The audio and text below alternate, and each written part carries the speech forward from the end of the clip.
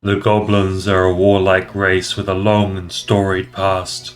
In the Third Age, the Goblins were largely pushed into servitude under Bandos, known to them as the Big High War God. They served him faithfully throughout the God Wars, even to the point of being sold off as fodder to other gods without question. In this time, the Saragorgak tribe was sold off to the armies of Saradomin, and the Huzamagab tribe was sold off to the armies of Zamorak. At the end of the Third Age, when Guthix banished all the gods from the world, the 11 goblin tribes still loyal to Bandos continued their warrior ways without instruction. As the Fourth Age started, they first tried to fight the ogres of the Feldip Hills. With their loss, they were driven out of the area and began to head north. Two tribes, the Thorobshun and the Garagorshun, attempted to fight the gnome army, which was smaller in size. While they had the numbers, they were tricked by the gnomish mage Glofri, who created illusions of giant tortoises which caused these two tribes to retreat in fear. With the human civilizations beginning to build walls to keep the goblins out, they had nobody else to fight. Goblins began to turn on one another, and the 11 tribes fought a brutal battle. The field of battle has since been known as the Battle of the Plain of Mud. A notable goblin of the Naragashun tribe named Hopespear ordered an end to the conflict when he received a vision from Bandos. The vision instructed the goblins to cease their civil conflicts and wait for a chosen commander to lead the tribes to victory. From here, the tribes went their separate ways. As the Fourth Age progressed, goblins raided across what is now the lands of Mistalin and Asgarnia in force. Between the years 700 and 800 of the Fourth Age, the goblin tribes of Garagashun and Thorobshun raised Avaroka, which would one day become Varrock. The hero of the land, Arav, gathered a force of soldiers and went to seek revenge against the goblins. When Arav's forces arrived, however, he had a change of heart, offering a deal of peace with the goblin tribes. These two goblin tribes then settled and grew their camp into what is now the Goblin Village. Currently, the Goblin Village is run by the two goblin generals, General Wartface, the ruler of the Garagashun tribe, and General Bentnose, the ruler of the Thorobshun tribe. Their traditional tribal banners and armor colors can be seen throughout the village. The goblins of the Garagashun tribe are also known as the Goblins of the Sea and dress in green. The goblins of the Thorobshun tribe are also known as the Goblins of the Hills and dress in red. Having overheard the noise of the goblins fighting, Citizenscape makes his way over to the Goblin Village today. We're going to start by restoring diplomatic relations between the goblins by completing the Goblin Diplomacy quest. For our combat tasks today, we're going to kill a black bear using a bow and arrow, then kill monks of Zamorak with any equipment. We have only the one easy achievement today, which is to make a mined tiara. For our skill tasks, we're going to chop and burn an evergreen tree, plus fletch a log from an evergreen tree into a short bow, then string it.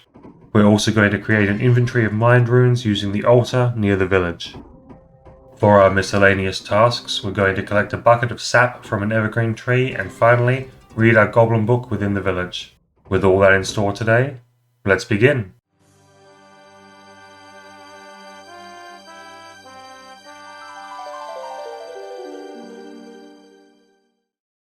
As Citizenscape was travelling the road from Burthorpe, he heard noises of fighting coming from the north. Looking to investigate, we head into this village of goblins, where we can see goblins in green fighting goblins in red. We can also hear yelling from the larger building nearby.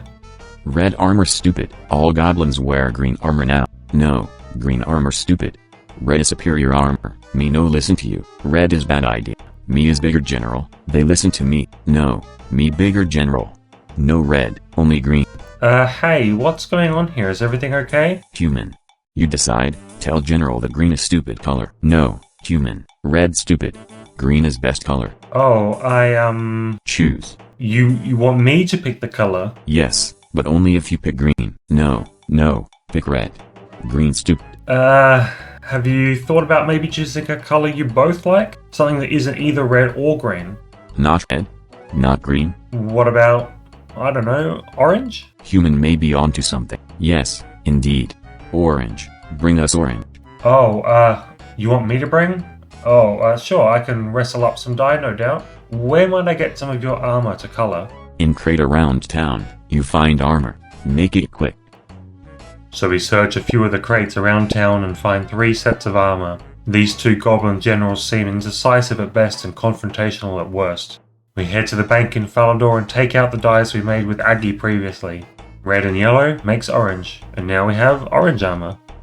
When we bring the orange armor back to the generals, they have their underling Grubfoot try it on and show it off. While they don't like the orange armor, they both agree that blue might be good. Agreement is progress at least. We still have blue dice, so we colour another set of goblin armor and give it to them to try. Grubfoot shows off the blue armor and they're not impressed. Now they want brown armor. The uncoloured armor we have is brown, so we hand that over. They both like the brown, though it looks a little more grey to me. With the decision reached, the group is no longer in conflict.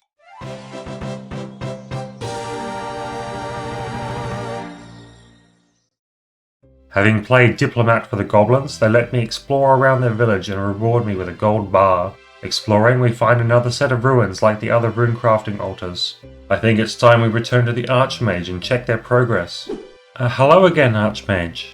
I've encountered a few more ruins that I think could lead to runecrafting altars. One north of Falador near the Goblin village, one on Karanja, and another one on Intrana. Any ideas on the identity of these altars? Well, we don't know about Intrana or Karanja, though the one near the Goblin village is a mind altar. Oh, I see. I have a mind talisman. I should check it out. There are others too. We've rediscovered the Earth altar northeast of Varrock and the Body altar just east of the Barbarian village. Oh, okay. I'll have to visit them when I'm in the area.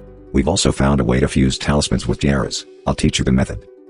The Archmage teaches me the method before I return to the tower with a pickaxe. We'll need to mine more essence if we're going to make more runes. With the essence mined, we return to the ruins with our talisman. Now that we've made the runes, let's create that mine tiara and enter the altar wearing it. Making the tiara was our only easy achievement here today. We've set ourselves a few other skill tasks around this area today. We've gotten a bucket, axe, knife and tinderbox out of the bank, as well as a bowstring. Using a knife on this evergreen tree gives us a bucket of sap. Chopping down 2 trees for logs and then burning one is another skill task that we've set ourselves. We fletch the second log into a short bow and string it too. Now that we have a weapon, we're going to take out one of the black bears that terrorise the goblins, getting level 15 ranged in the process. On return to the village, we head into a cave on the west side. There appears to be a frosty cavern with a sled in it. The goblins within encourage us to sled down the path, avoiding the rocks and taking the slippery spots for more speed. We make our way down the track and find ourselves in a cavern. The goblin Scrubfoot made it down here also, looking to use the flying creatures to colour armour for the tribe. His sledding experience didn't seem to work out as well as ours, and he's stuck to the wall. He assures us he'll be okay and tells us the way out of the cave. Once we're out, we talk with a goblin in the village who tells us of a sect of Zamorakian monks who have built a temple nearby and occasionally attack the village. We gear up and check out the temple. There are a lot of monks inside, but Citizenscape is strong enough to take them out. We managed to take them all out, getting a robe top in the process. At the far end of the chapel is a jug of Zamorakian wine. Though we suffer for it, we steal from the table. Eventually we complete the set with the robe bottoms too. Dressed in this getup, we blend in a bit with the monks and can make it up the ladder near the entrance. A single monk guards another jug of wine up here. We take out this final monk and collect the wine before returning to the goblins. With the monks defeated, they should have a bit easier time. We've started to find a unique place in goblin society.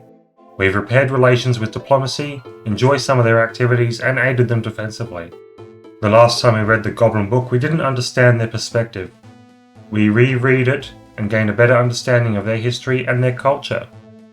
With that, we've done what we can for the goblins here now and integrated ourselves as a citizen of their village. It's time that we continue south and finally, for real this time, work our way towards becoming a citizen of Falador. Please join me next time in Falador.